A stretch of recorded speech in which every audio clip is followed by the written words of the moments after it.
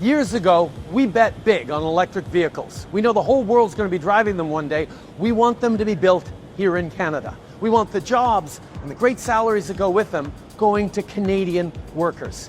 I always say tariffs is the most beautiful word to me in the dictionary, because tariffs are going to make us rich as hell. It's going to bring our country's businesses back that left us. The long-standing economic partnership between the United States and Canada has been entwined in a massive trade relationship for decades. From automobiles rolling off assembly lines, to steel beams shaping skyscrapers, to aluminum fueling manufacturing, and even dairy products crossing the border daily in 2023 alone.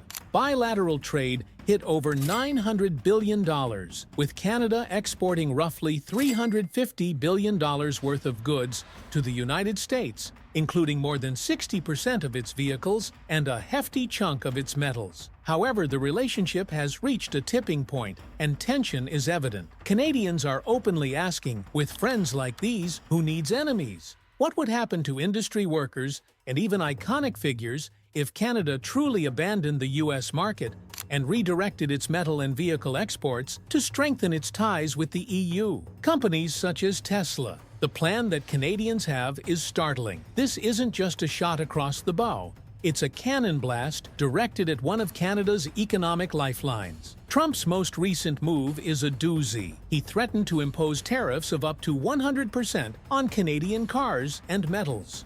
Ottawa is shocked and in disarray. Every year, the U.S. imports more than 2 million vehicles made in Canada, including SUVs built in Quebec and pickup trucks from Ontario factories, in addition to millions of tons of steel and aluminum used to make everything from beer cans to bridges. Trump's defense has alluded to national security issues and a wish to safeguard American businesses that reflect his America. Although Canada isn't giving up, a senior official stated, "If you pick a fight with us, we'll fight back." This set the stage for a tit for tat. First rhetoric from years ago. Some insiders whisper that if these tariffs don't help Canada heal, even tougher measures could follow, perhaps targeting energy exports like oil and natural gas that flow south at a rate of nearly 4 million barrels per day. Challenge a Canadian lawmaker who has been suggesting a 100% tariff on Tesla for a long time, the electric car juggernaut under Elon Musk's leadership. Our response will be far more surgical than what they added, indicating a targeted attack as opposed to a haphazard one. Another politician reiterated his threat to impose a 100% tax on all Tesla vehicles entering our country if Trump's threats persist. Why Tesla? It is both strategic and personal. Tesla is a $1 trillion corporation that has transformed the electric vehicle industry and is more than just another automaker. Targeting the market could spark a political uproar in the U.S., particularly among Musk's outspoken supporters, giving Canada a significant advantage in negotiations. Since Tesla already has a stake in the game north of the border, selling thousands of Model 3s and Model Ys to Canadian consumers annually and scouting Canada's enormous mineral reserves for battery production, taking aim at Tesla is not merely symbolic, it is economic dynamite. Musk once described Canada as a potential game-changer for Tesla's supply chain. But that vision is now in jeopardy if you impose a 100% tariff on me. In 2024, Tesla sold over 50,000 vehicles in Canada, a market that has embraced EVs thanks to generous rebates and a push for greener tech. A 100% tariff would double the price of a $50,000 Model Y to $100,000 overnight, cratering sales and slamming Tesla's North American growth beyond the showroom. The U.S. is not only Canada's largest market, but also its most convenient one, and sharing a 5,500-mile border means that Canada is effectively saying, "I'll choke your auto industry and sell these resources elsewhere, maybe to Europe or China." But can Canada really pivot to the European Union as a viable alternative? This is a question that is both practical and provocative. Fast-moving goods and inexpensive trucks transport auto parts from Windsor to Detroit in a matter of hours rather than days. The two economies are so intertwined that 75% of Canada's yearly exports, valued at roughly $450 billion, go south, making it difficult to replace that with Europe, which is an ocean away. In addition to the fact that the EU has its own auto and metal producers, shipping a container from Halifax to Rotterdam takes 2 weeks and costs thousands more than a quick trip to New York. When they have local alternatives, Germany's Volkswagen and France's Renault aren't exactly in dire need of Canadian imports. But Ottawa isn't playing around when it says it has options. The 2017 Comprehensive Trade and Economic Agreement with the EU is essential.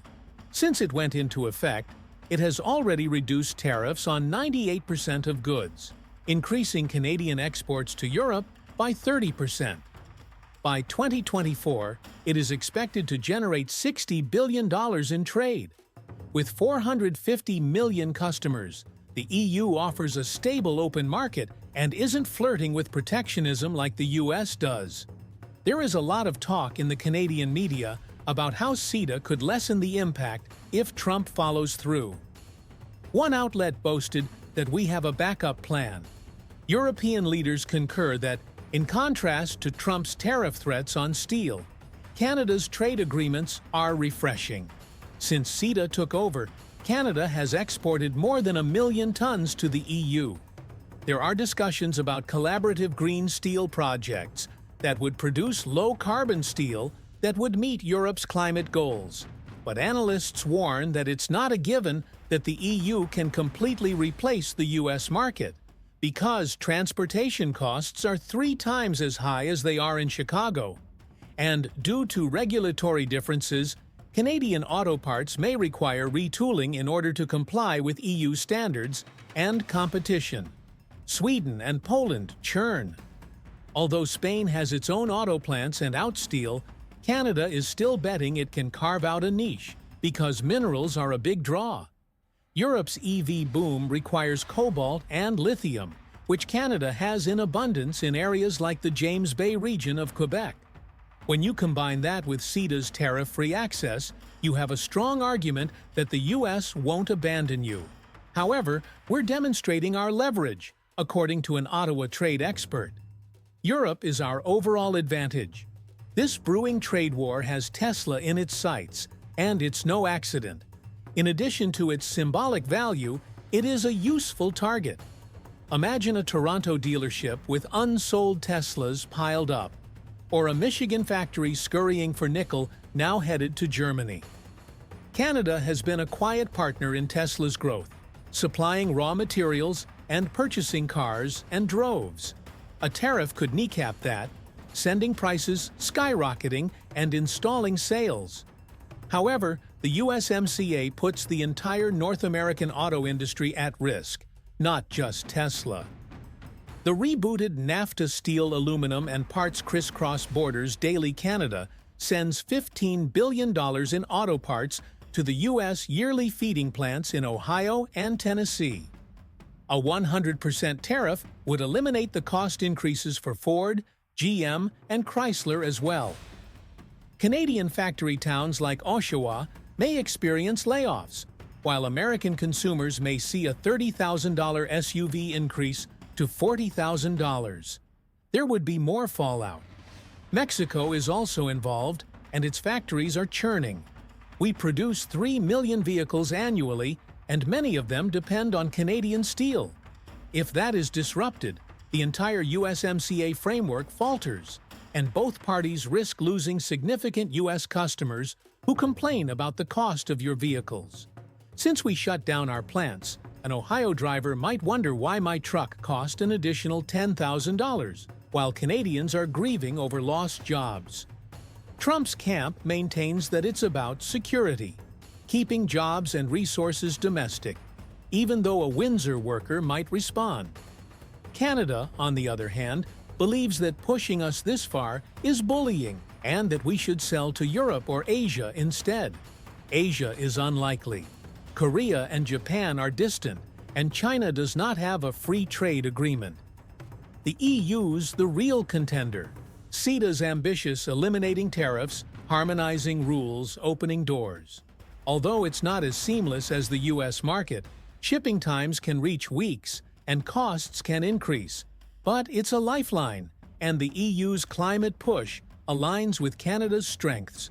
For example, German automakers like BMW source steel from Nova Scotia, or French EV startups buy lithium from Thunder Bay. Battery minerals and green steel may, if the United States intensifies its protectionism, establish a new alliance. Europe and Canada may even unite to oppose U.S. influence. This is not merely a two-way battle. The EU may intervene quickly. Monitoring discussions with Canada. Should Trump exert excessive pressure, we will accelerate the negotiations. A Brussels official hinted at a realignment of global trade. Mexico may also favor a split with Europe. The unity of North America-Canada is taking its time. They claim that global trade is changing and that completely eschewing the U.S. is dangerous. When there are $2.5 billion worth of goods, proximity is too valuable. Crossing every day, but even though it's difficult to compete, shipping is expensive, and the U.S. markets are still strong, King doesn't undervalue the U.S. Europe is a viable backup plan. Canada cautions that we have alternatives. Rarely do trade wars just bruised losers' prices for crown winners. Spike factories reduce hostilities. After months of compromising, Trump's steel tariffs in 2018 prompted Canadian counter-tariffs on $12 billion worth of U.S. goods, including whiskey and ketchup. Could history repeat itself? Perhaps the U.S. will return to a 25% tariff. Canada avoids the Tesla tax, and both parties declare victory. Or perhaps it continues with Tesla and costs consumers money. Is Canada genuinely interested in Europe, or is this a forced bluff? The hand of Trump. Although it will take time, the stakes are extremely high for metalworks and brands such as Tesla and highways.